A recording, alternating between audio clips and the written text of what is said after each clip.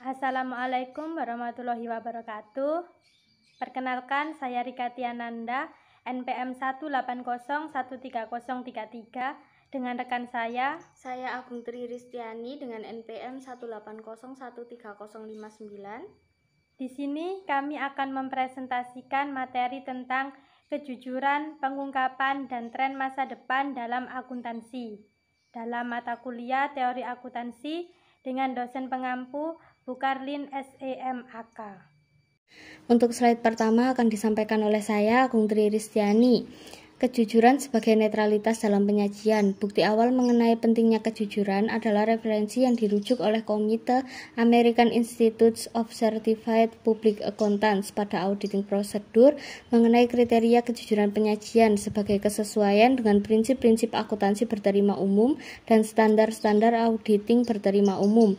Doktrin benar dan jujur. Kata benar didasarkan pada fakta yang tidak menimbulkan distorsi, betul sesuai dengan aturan antar kejadian yang terjadi dan akurat. Kata jujur tidak rancu, lebih mengutamakan substansi daripada bentuk. Refleksi yang tepat menempatkan pada konteks yang betul, konsisten dengan realitas yang ada, kemampuan untuk memahami apa yang terjadi sesuai dengan konteks aturan, beralasan memberi kesan yang tepat, dan pembaca dapat menerima pesan yang tepat. Ada 3 bantahan yang tercatat dalam literatur akuntansi. Bantahan pertama berasal dari akuntansi sosial yang menekankan pada akuntansi bagi eksternalitas dan pelaporan beberapa bentuk laporan sosial. Bantahan kedua berasal dari dukungan terhadap ekonomi akuntansi secara politis dan kritik dan pendekatan Marxis pada akuntansi. Bantahan ketiga berasal dari pandangan teori positif akuntansi yang menyatakan bahwa akuntansi dapat digunakan secara optimal dalam menyelesaikan konflik dalam mengalokasikan sumber daya bagi berbagai pihak yang berkepentingan. Slide selanjutnya yaitu kejujuran sebagai konsep keadilan moral. Yang pertama, kontribusi Rawls. Teori keadilan Rawls yang mengusulkan bahwa individu akan memilih 2 prinsip keadilan yang menunjukkan konsepsi demokratis yang mengurangi aspek bidang sosial yang nampak sewenang-wenang dari sudut pandang moral.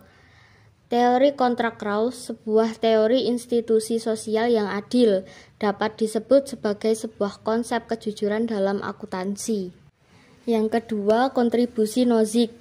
Teori Nozick berfokus pada pentingnya prinsip-prinsip historis dengan pengertian bahwa distribusi itu adil atau tidak tergantung pada terjadinya distribusi. Teori ini merupakan teori keadilan terhadap kekayaan. Inti teori libertarian distribusi menurut Nozick didasarkan pada prinsip keadilan dalam pemerolehan dan dalam transfer.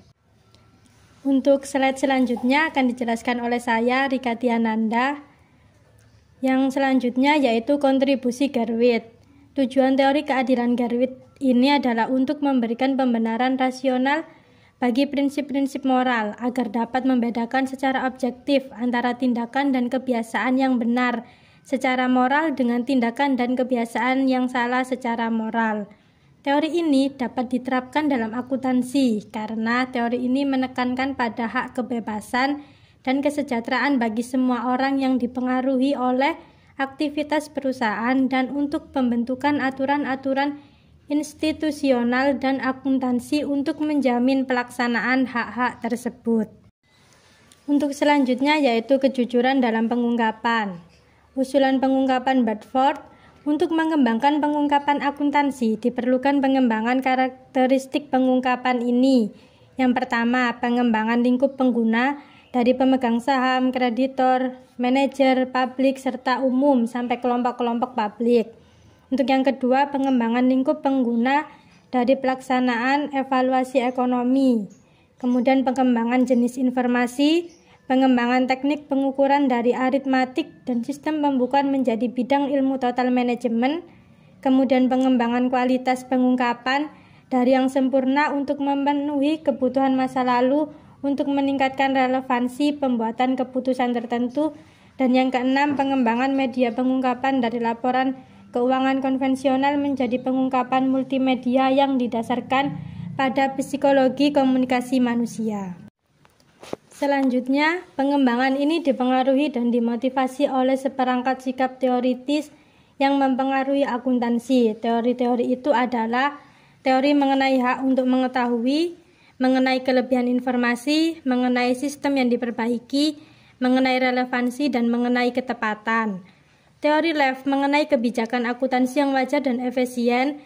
Di sini Lev berpendapat bahwa kemajuan dalam mengungkapkan masalah kebijakan akuntansi yang asasi dapat dicapai dengan melihat perhatian pembuat kebijakan secara eksplisit, yaitu keadilan atau ekuitas pasar modal. Selanjutnya, keunggulan pengguna GAA. Kebijakan pelaporan keuangan perusahaan mengalami masalah-masalah yang terkait dengan alat kolektif yang mempengaruhi alokasi sumber daya pada informasi produksi dan konsumsi. Ada dua alternatif yang tersedia. Yang pertama, yaitu bahwa semua kepentingan individu akan tercakup secara adil dalam pembuatan standar. Yang kedua, yaitu bahwa kepentingan suatu kelompok akan diberikan perlakuan istimewa. Untuk slide selanjutnya yaitu temuan-temuan Komite Jenkins. Pada November 1995, komite ini mengeluarkan laporan yang disebut The Information Needs of Investor and Creditors. Laporan ini mengidentifikasi bidang-bidang dalam laporan keuangan yang seharusnya ditingkatkan untuk memenuhi kebutuhan informasi penggunanya. Laporan diusulkan berbentuk menyeluruh, termasuk 10 elemen dalam 5 kategori informasi yang luas, yang dirancang agar sesuai dengan proses keputusan yang digunakan oleh pengguna untuk membuat proyeksi, nilai perusahaan, atau menilai prospek pembayaran kembali pinjaman perusahaan. Selanjutnya yaitu pengungkapan akuntansi yang diperluas. Tujuan pengungkapan: 1. Untuk menjelaskan item-item yang diakui dan untuk menyediakan ukuran yang relevan bagi item-item tersebut selain ukuran dalam laporan keuangan. Yang kedua, untuk menjelaskan item-item yang belum diakui dan untuk menyediakan ukuran yang bermanfaat bagi item-item tersebut. Yang ketiga, untuk menyediakan informasi untuk membantu investor dan kreditor dalam menentukan resiko dan item-item yang potensial untuk diakui dan yang belum diakui. Keempat, untuk menyediakan informasi penting yang dapat digunakan oleh pengguna laporan keuangan untuk membandingkan antara perusahaan dan antar tahun. Yang kelima, untuk menyediakan informasi mengenai aliran kas masuk dan keluar di masa mendatang. 6. Untuk membantu investor dalam menetapkan return dan investasinya. Pelaporan nilai tambah. Laporan nilai tambah dapat disajikan dalam format neto atau bruto. Laporan ini mempunyai banyak kelebihan, salah satunya dengan mengungkapkan nilai tambah, karyawan dapat mengetahui nilai kontribusinya terhadap total kekayaan perusahaan. Pelaporan tentang karyawan. Ada dua prinsip dasar menggunakan alasan kelompok sosialis dalam membuat laporan tentang karyawan. Yang pertama merupakan teknik yang dapat membantu karyawan dalam membangun demokratisasi. Yang kedua merupakan tindakan yang bermanfaat untuk memeriksa aspek-aspek sistem pasar akibat dampak eksternal. Selanjutnya pelaporan dan akuntansi sosial. Contoh, divisi akuntansi pertanggungjawaban sosial bertujuan untuk mengungkapkan item-item individual yang mempunyai dampak sosial dengan bidang penggunaan utama yaitu sektor private. Skala waktu jangka pendek, ukuran yang digunakan level 1, 2 terutama non-keuangan dan kualitatif dengan bidang yang terkait yaitu laporan tentang karyawan, akuntansi SDM, dan demokrasi industrial.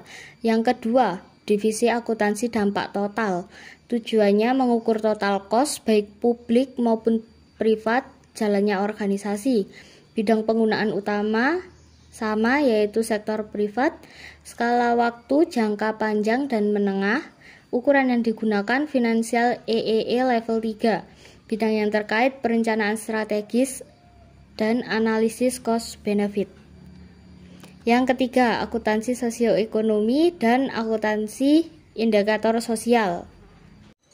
Selanjutnya, pelaporan sosial perusahaan disajikan oleh orang yang satu mengasumsikan bahwa tujuan CSR adalah untuk meningkatkan citra perusahaan dan memegang asumsi, biasanya secara implisit, bahwa perilaku perusahaan baik secara asasi. Kemudian untuk menghentikan pertanggungjawaban organisasi dengan asumsi bahwa kontrak sosial terjadi antara organisasi dengan masyarakat. Dan yang terakhir yaitu secara efektif memperluas pelaporan keuangan tradisional dan tujuannya untuk memberi informasi bagi investor. Berbagai alasan digunakan untuk pengukuran dan pengungkapan kinerja sosial. Yang pertama, yaitu terkait dengan kontrak sosial, kedua teori keadilan Rawls dan teori keadilan Gerwit, kemudian kebutuhan pengguna dan juga investasi sosial.